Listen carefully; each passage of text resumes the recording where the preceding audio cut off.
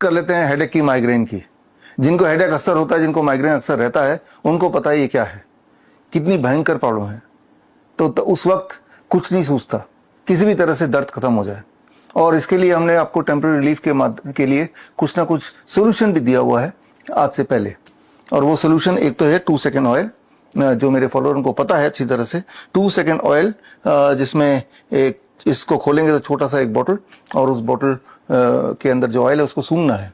जब सूंघेंगे तो 2 सेकंड के अंदर ही मोस्ट लाइकली आपका हेडेक, आपका माइग्रेन थोड़ा रिलीफ मिल जाता है, और इमीडिएट रिलीफ मिलता है, वेरी वेरी फास्ट। बट ये रिलीफ की बात नहीं कर रहे हैं हम, पूरी तरह से ठीक करने की बात कर रहे हैं। अगर कोई ऐसी परिस्थिति है जहाँ पे आप किसी कॉन्फ्रेंस में हैं, किसी काम के दौरान हैं, काम के बीच में हैं, या आप ट्रेवल कर रहे हैं, उस वक्त सिर्फ अगर ये जेब में हो तो उस वक्त के लिए थोड़ा रिलीफ मिल जाएगा।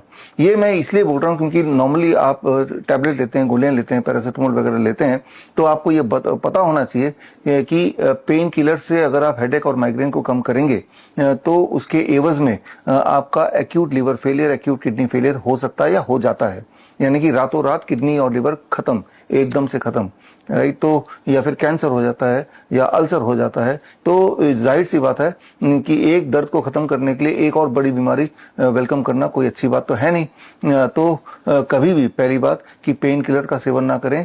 रातों रात हम तो ये देखते हैं अचानक किडनी फेल, अचानक लिवर फेल। बल्कि दुनिया में 50% जो लिवर फेलियर के पेशेंट्स हैं उनका सिर्फ एकमात्र कारण है, दैट इज पैरासीटामोल कंजम्पशन। और तो करना क्या है नेक्स्ट, ये 2 सेकेंड ऑयल, ये मैंने पहले ही बताया है। लेकिन इससे अच्छा सोल्यूशन क्या है, फोकट का सोल्यूशन क्या है, जो लाइफ लॉन्ग आपके साथ चलेगा और आपके हेडेक को, आपके माइग्रेन की प्रॉब्लम को पूरी तरह से ठीक कर लेगा। और उसका सोल्यूशन है water as medicine. Water as medicine number 1 सबसे इंपॉर्टेंट बात जो आपको याद रखना है वो ये कि जब आपके बॉडी में हाइड्रेशन की कमी होती है तभी हेडेक और माइग्रेन होने के चांसेस बढ़ जाते हैं। यानी कि आपकी बॉडी को हाइड्रेट रखना है। बोलने का मतलब यह है कि अगर आप उनमें से हैं जिनको अक्सर हेडेक, अक्सर माइग्रेन रहता है, तो अपने आप से पूछिए, क्या मेरी पानी की क्वांटिटी कहीं कम तो नहीं है? क्या मैं ठीक से पानी, रोज का कंजम्पशन ठीक रहता है क्या? तो मोस्ट लाइकली जवाब आएगा कि आपका जो वाटर कंजम्पशन है, जो पानी, पीने वाला पानी, वो जितना होना चाहिए उससे काफ़ी ज़्यादा कम है। और जब वो बहुत कम हो जाता है तो हमारा ब्रेन हीटअप हो जाता है। याद रखिए, जब हमारा ब्रेन हीटअप होगा तो हमारे हार्ट से ब्लड ब्रेन की तरफ जाएगा उसको कूल करने के लिए। और ऐसे में ब्रेन का जो ब्लड वेसल्स हैं, कैपिलरीज हैं, वो डायलेट होंगे, एक्सपैंड होंगे, बड़ा होंगे। और ये जो एक्सपेंशन है, इससे हेडेक आएगा, इससे माइग्रेन आएगा। दिस इज द मैकेनिज्म कि माइग्रेन और हेडेक क्यों होता है। More blood flow to the brain leading to the dilation of the blood vessels causing headache and migraine. तो इसको कैसे चेक में रखना है? Enough hydration. सुबह उठ के 2-3 ग्लास पानी पी लीजिए, दिन भर पानी का बोतल लेके चलिए, और रह के हर 2 घंटे में थोड़ा थोड़ा पानी पीते रहिए। तो इससे आप हेडेक और माइग्रेन से बचे रहेंगे, खासतौर पे वो लोग जिनको अक्सर हेडेक और माइग्रेन की प्रॉब्लम रहती है। अब आते हैं कि अचानक हेडेक या माइग्रेन हो ही गया तो बचाव कैसे करेंगे। हालांकि 2 सेकेंड ऑयल का फॉर्मूला तो मैंने आपको दिया ही है, लेकिन ये भी एक टेम्पररी चीज है। परमानेंटली और बिना किसी पैसे से कैसे इसको क्योर करें, ठीक कैसे करें, how to get relief without damaging the body, fastest, safest and evidence based. तो यहाँ पे ये समझना होगा कि जो कारण है most likely it is dehydration. तो जैसे आपको पहला सिम्टम आए हेडेक का या माइग्रेन का, जैसे ही आपको दर्द का पहला सिम्टम आए, आपको उसी वक्त, अगर आप छोटे बच्चों में 2 ग्लास पानी पी लेना है, और आप अगर एडल्ट हैं तो 3 ग्लास या फिर 4 ग्लास तक पानी पी लेना है। फटाफट जब पानी पिएंगे तो मोस्ट लाइकली आपका हेडेक और माइग्रेन वहीं पे हॉल्ट होगा, और वो और तेज नहीं होगा, धीरे धीरे ठीक हो जाएगा।